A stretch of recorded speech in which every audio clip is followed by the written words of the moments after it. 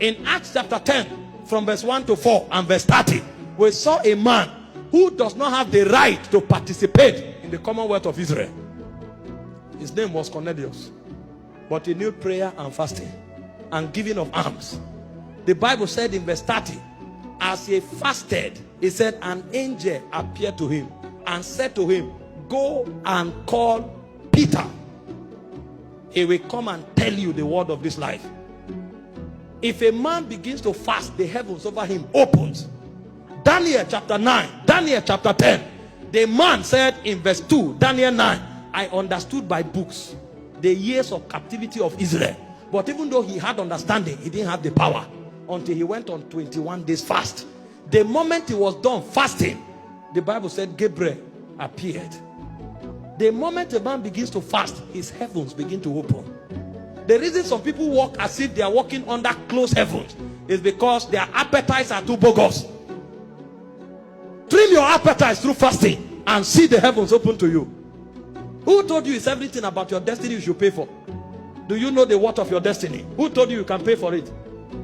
The Bible said your sons and your daughters will come from afar. It says strangers, people you have no connection with. It said they will stand to build your walls. And so the greatest thing about your life is even strangers that will sponsor it. But it will take a kind of power to make it happen. And that power is fasting.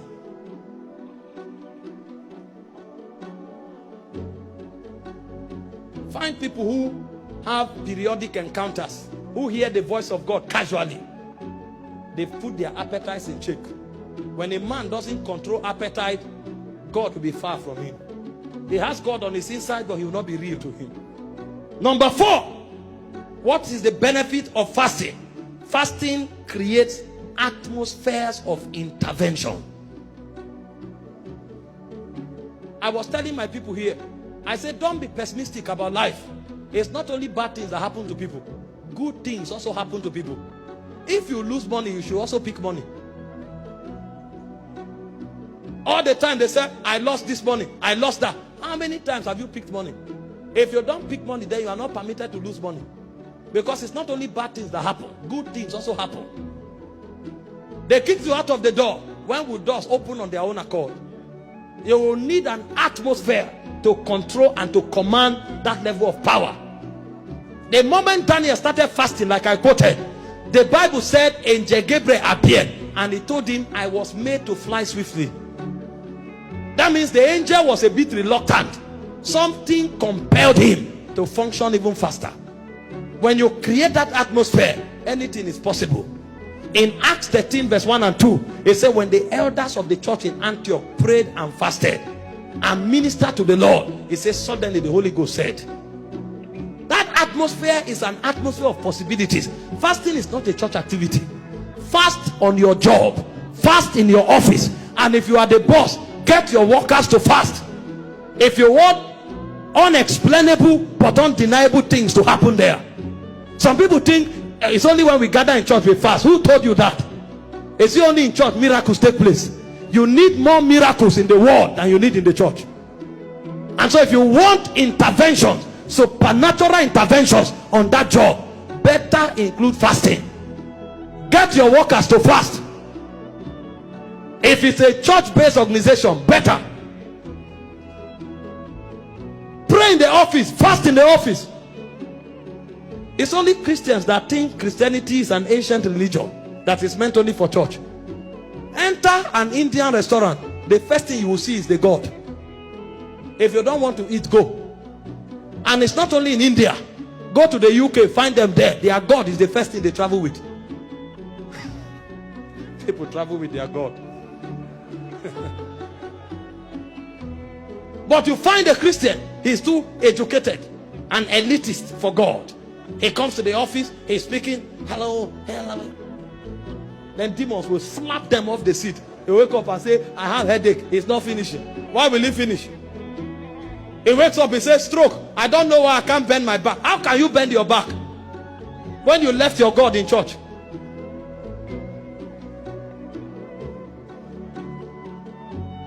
The Muslim guy, somebody was telling me, he went to see a top director in this country. on a Friday. He came with international delegates to conclude a government project and program. The Alhaji told them, please wait, it's time for prayer. He carried his mat, put on one side of his office and started praying. They waited until he finished praying. When he finished, they said, sorry. He's surprised if you don't know that he should do it. And he will be surprised if you are offended. He can cancel that thing and say, go to hell. But a Christian, his God will always wait. And that's why when the devil comes, usually he comes when his God is waiting. And his doors are porous for attacks and destruction. Fasting is not church activity. It's part of church activity, but it's a lifestyle. Because you will need daily interventions. And so when you are fasting, be conscious of intervention.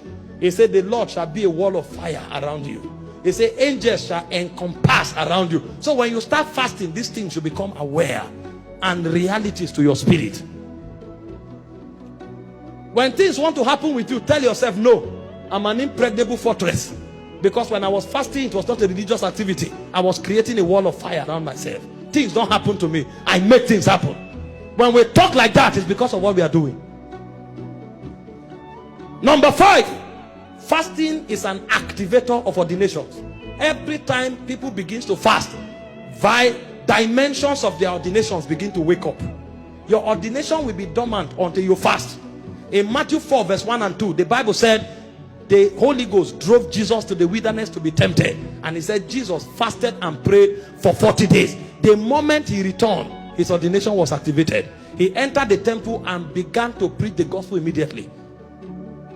In Acts 13 verse 1 and 2, as they fasted and ministered to the Lord, the Holy Ghost says, separate unto me Paul and Barnabas. Many believers come to tell you, what is my calling? The question is not what is my calling, is should I fast? Because if you are fasting, you won't ask somebody about your calling. Your ordination will not be awoken until fasting becomes your lifestyle. And don't make another man gives you a destiny that was not written for you. Because men have programs, men have projects, men have institutions. You must be aware of your ordination first. If it's God leading you to walk with someone, that's beautiful. It's God leading you. But if you don't know your ordination, don't be tied to something when there is a calling for you. It will take fasting to be aware of it. So you don't live through life and not even scratch your destiny. Because there are many persons who are not aware why they came here. And the reason they are not aware is because fasting is not part of their daily menu. They eat everything at every time. Somebody wakes up in the morning around 7:30, he's already yawning. He starts with granite, he enters chin-chin. He takes tea, he now takes akara. Are you an eater?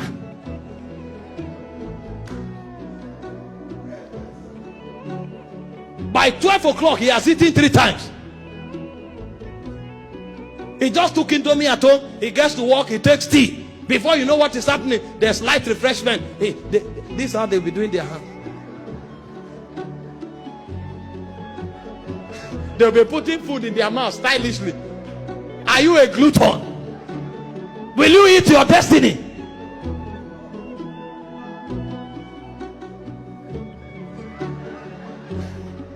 "12 o'clock, you've eaten 3 times. And you want to fulfill destiny. You want to affect your generation. You. How many serious people will commit themselves to you? You think I'm working with you. I walk into your office by 10, you are eating. I come another time, you are eating. You will still see me there. You are not going anywhere. Go and look for a food contest. That's where your destiny is. Ask those who walk around me, they know. And those I travel to minister for, they know. Sometimes I go to a place to preach. I eat only twice in 4 days. Did I come here to feast? When I went to Pakistan, I was there for 7 days. I ate less than 6 times. The guy looked at me and said, "What do you eat? Is the food not good?" I said, "Don't worry, this stomach is locked." I came to the Middle East. I come to an Asian continent to contend with the forces of Islam. And then I will say, "Wow, what kind of food is this? Wow, this is a good meal. How do you prepare it?" Am I a chef? triggers revival. If you are not fasting, your spiritual life will be up and down, up and down, up and down. Find a man who is constantly on fire. He has won the battle over food. He has conquered his appetite. Nothing kills the move of the spirit in a man's soul like his subscription to his appetite. You want to stay on fire for God, you must rule over your appetite. If you have not mastered your appetite, you cannot keep the fire of God.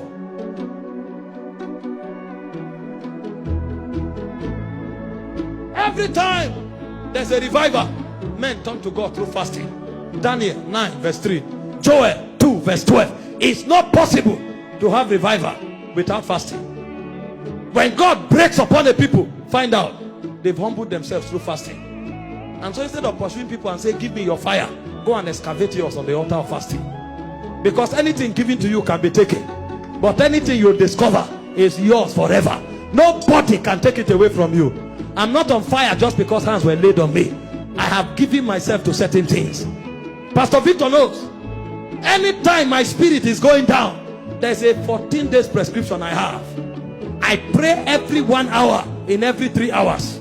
6 to 7, 9 to 10, 12 to 1, 3 to 4, 6 to 7. I maintain that schedule for 14 days. And I read the New Testament with fasting and prayer.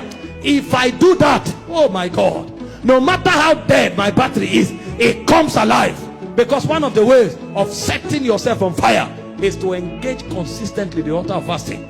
If you fast long enough, you will notice even the world will become noisy to you. Fast for 7 days and come out of your house and find out if you want to go to the studio to watch football.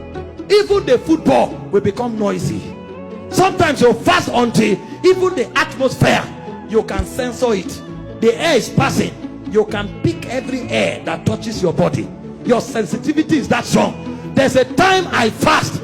If I exceed 21 days, even if I'm lying down sleeping, if somebody is at the door, I can wake up and tell you, Nathaniel is at the door. You can really read everything happening around you. You become like a radar. How can the devil take you unawares?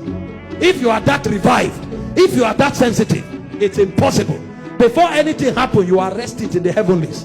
You bind it there, it doesn't come to the earth realm. Christians are lukewarm because they've given themselves to everything that their appetites deserve or desire. That's why they cannot see the weight and the power of their destiny.